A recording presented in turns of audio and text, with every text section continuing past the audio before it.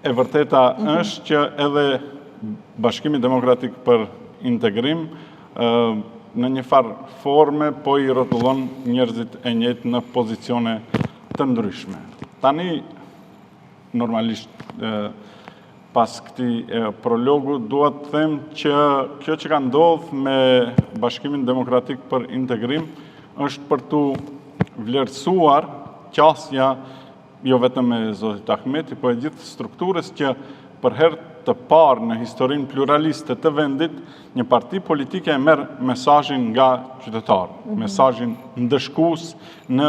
zgjedhjet lokale të cilat u mbajtën dhe të cilat dhanë një fitore jo shumë absolute për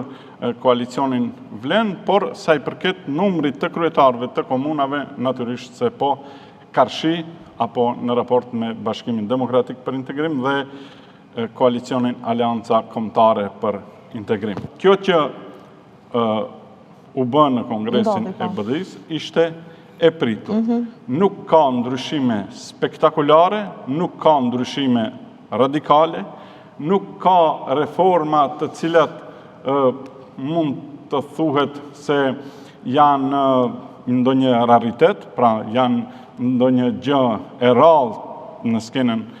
politike, janë reforma të domosdoshme të cilat i ka bërë vetë kjo